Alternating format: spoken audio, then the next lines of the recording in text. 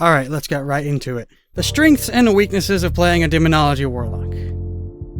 Demonology Warlocks have a lot of CC.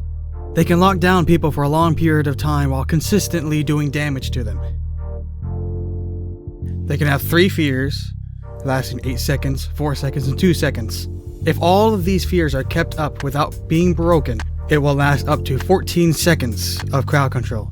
However, if you're doing damage to them while fearing them at the same time, typically the fears will last roughly a total of 5 to 8 seconds, depending on how many things you have throwing at them. The primary pet for Demonology Warlocks, the Felguard, also has a stun that you can use, which lasts 4 seconds. However, it does have a travel time, so the farther away your Felguard is, the longer it will take for the stun to register. Another baseline stun that Demonology Warlocks have, along with every other Warlock, is the Infernal Stun. It's AoE and lasts roughly 2 seconds.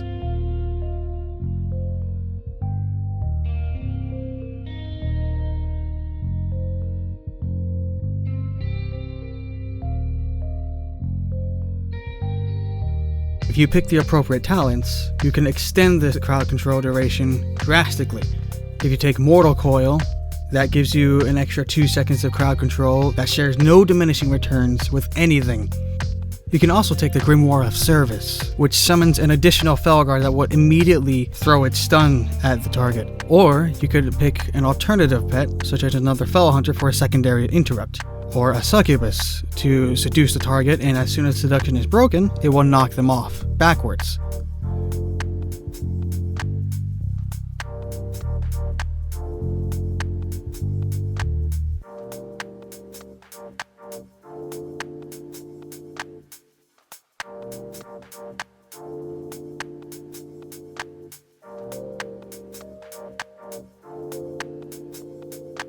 A PvP talent you could get to possibly get the longest stun lock in the game is Fel Lord. The Fel Lord does a strong AoE sweep around it that does roughly between 400,000 to up to 800,000 damage to everyone around it. Targets hit by the sweep are stunned for 1 second. However, here's the kicker. That stun does not share a diminishing return with anything else in the game.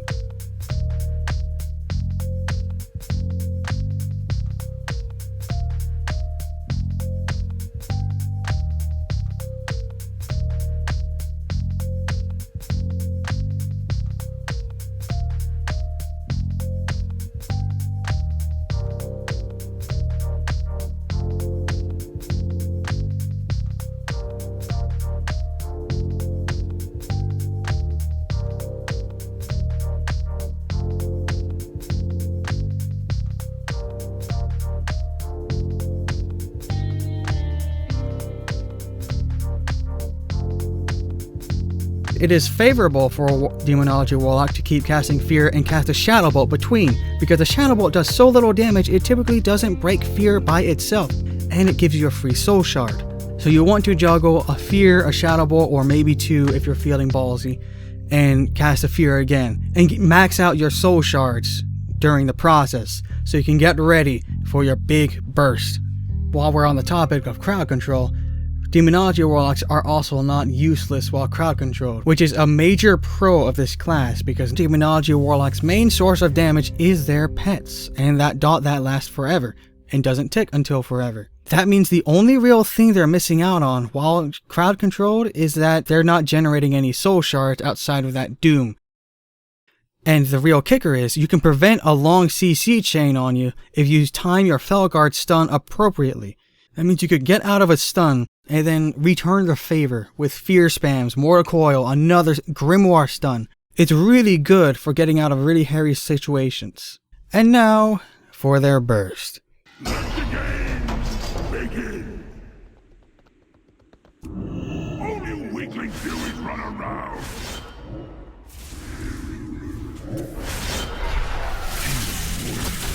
So who dares summon me?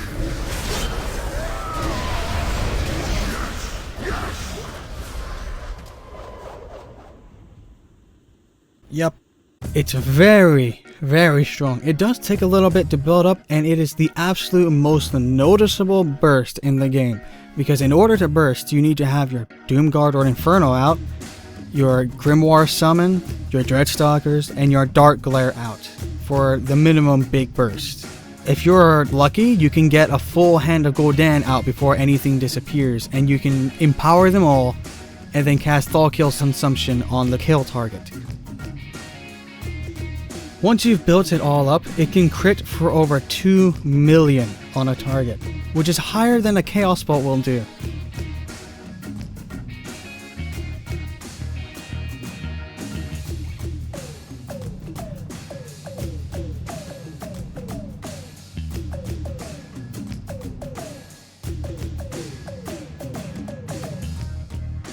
On top of your demon's collective DPS, you have them all out, they're all empowered, and they're all doing damage. Not to mention the Doomguard if you've picked it. If the enemy does not use any defensives whatsoever, all of that combined would end up doing 100% of just about anyone's max hit points, unless they're a tank. Now for some weaknesses. Like most Warlock specs, they are immobile. Every other class in the game runs faster than a Warlock, even just passively. That makes us just absolute turrets. We can't chase anyone, we can't run from anyone unless we've set up a portal premeditatively. That means rogues can do the run around the pillar and vanish trick. Mages and shamans can stay at maximum range and toy with our max range and just jump or blink away when we're about to cast anything.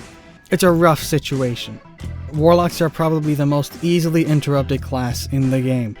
It's even more noticeable with Demonology because Demonology is a slow build type of burst class. We need to build up all of our pets to do that big major Thal'Kiel's Consumption. However, like I said before, it is the most noticeable burst in the game because it is slow and people can see that there's a lot of things coming on their screen. If they see a Doomguard, that's probably all the information they need to have in order to be on guard for a Thal'Kiel's. Demonology Warlocks also don't do well against AoE Kings. What I mean by that is that there are some classes out there that have a perk or an extra effect to their AoE where it does more damage based on how many things are in the vicinity or get hit by it. That means butchery spec survival hunters could do a lot of damage to a Demonology Warlock if all of their pets are out and stacked up.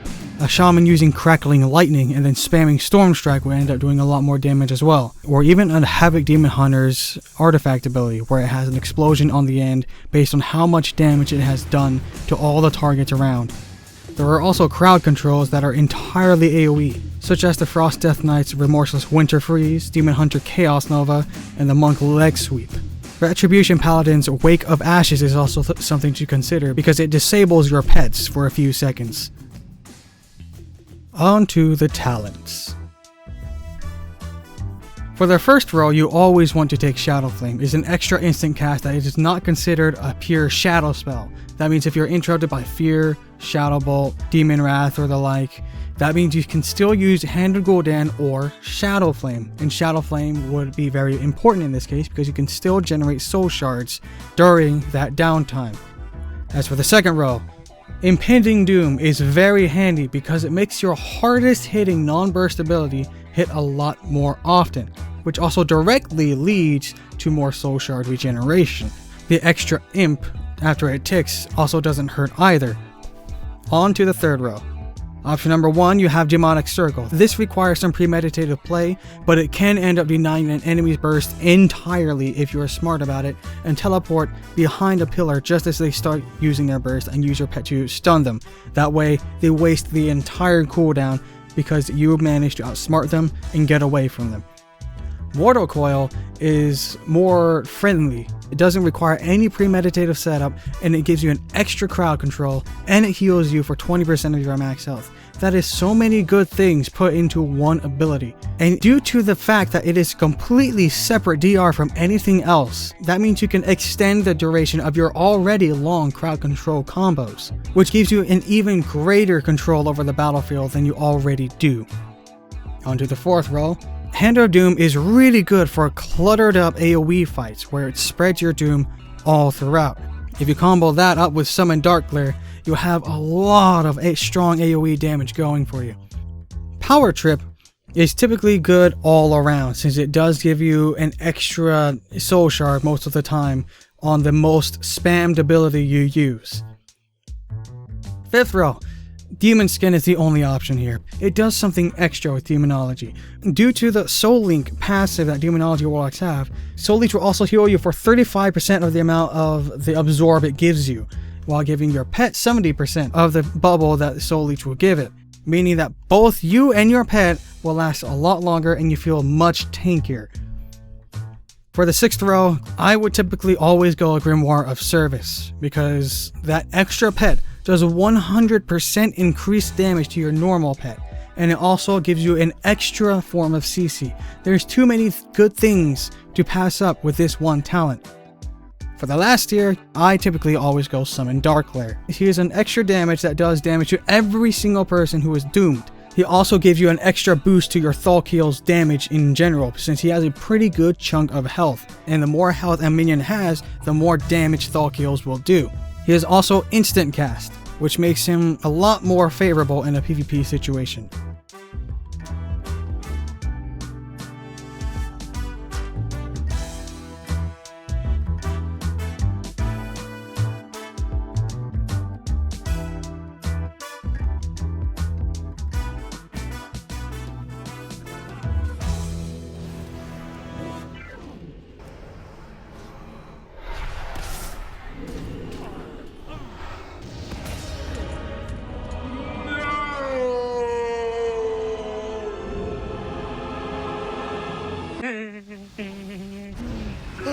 On to the PvP talents.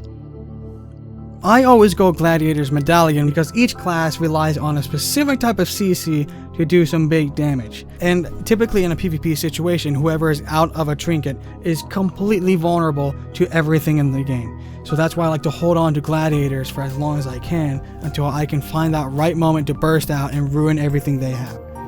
Relentless is also very good if you're an Orc, obviously. A tier down, I always go with Mind Quickness. Haste as a stat is more important to Demonology than Intellect. So I'm just going to leave that point as is so we can move on. Next on down, Curse of Tongues good for casters, Curse of Weakness good against melee, and Curse of Fragility is really good for bursting. What I like to do with my burst is as soon as I get done casting Thalkiel's Consumption, I cast a Curse of Fragility on them. That way the damage is even more impactful and more unexpected to the target. Because if they see the Curse of Fragility beforehand, they'll know what's coming. Granted, if the Doom Guard and the Army of Pets wasn't enough, I don't know what was, but moving on. Nether Ward is typically the best go-to talent here.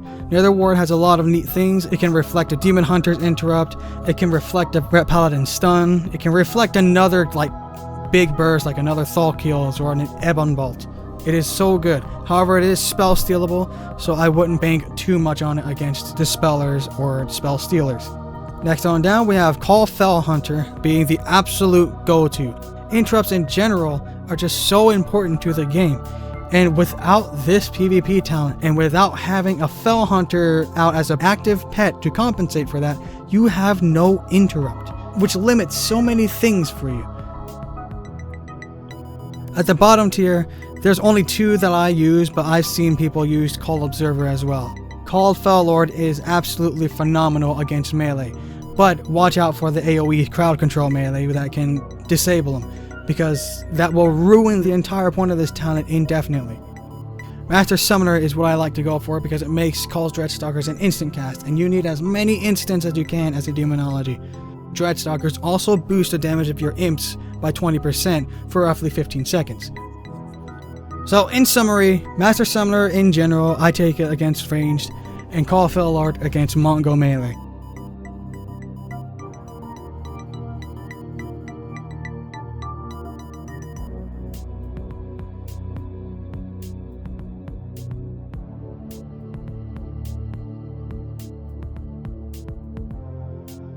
Now on to actually playing the Warlock.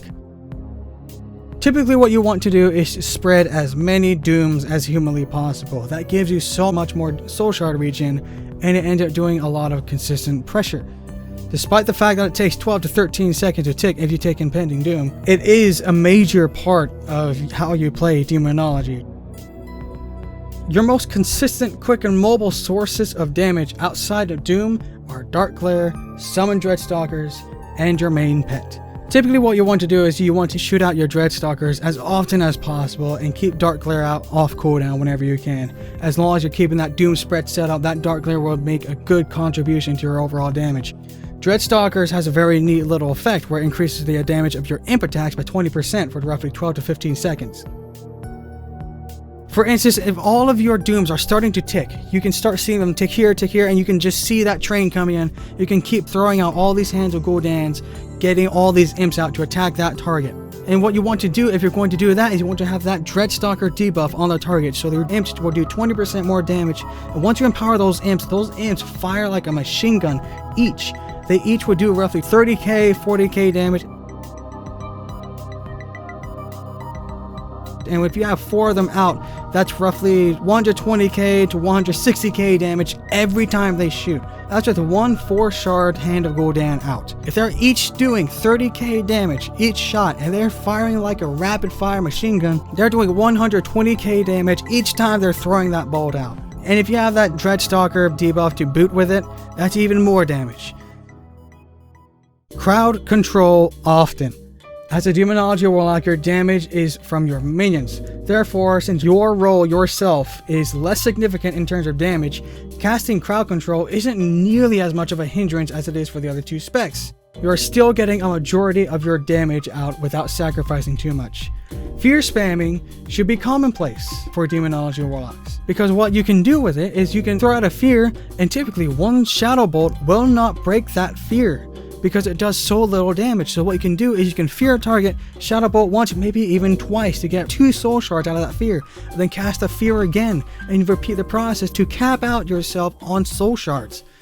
And once you've capped out yourself on soul shards, you can do the mega big burst that makes this class so satisfying to play. The burst. The combo goes like something like this. Summon Doomguard, summon Dark Glare or Dreadstalkers, and summon Dreadstalkers or Dark Glare. Those 2 don't matter too much in terms of which goes first, unless you don't have the instant Dreadstalkers. In that case, you want the Dreadstalkers to go first. After that, you have Grimoire of Felguard, Cursed Fragility, Demonic Empowerment, Mortal Coil, Dark Soul if you have it, and cast Thalkiel's Consumption. And if that Mortal Coil is about to wear out, give them one more stun from your main pet just to make sure they don't have any reflect to come back at you. This is where the magic happens. If you're lucky and it crits, that's automatically over 2 million damage done. I've seen that thing crit for 2.5 million for me, and those are just the most magical moments when playing a Demonology Warlock. That long build-up of getting those minions out to get that giant, bigger than Chaos Bolt damage, it is very satisfying, and it is the core of the threat that Demonology Warlocks pose in the PvP field. In summary, what you want to do as a Demonology Warlock is spread dooms everywhere, keep up your crowd control, fear everything, Shadow Bolt between fears to generate your soul shards, and then summon everything you can, starting with your Doomguard or Infernal. And then afterwards, you give them the biggest burst you can, while locking them down in your permanent stun chain. This is my first guide I've ever made, so I hope I did alright. But I might be doing extra tricks and tips based on other Warlock things you could do in the future. So depending on how well this guide did, I probably didn't do too well. I don't think I did, but I tried my best. So hopefully all you guys got a little something out of this, and maybe you got a little better grasp on how to play a Demonology Warlock. So with all that said and done, it's time for me to end the video. Take care, fellas.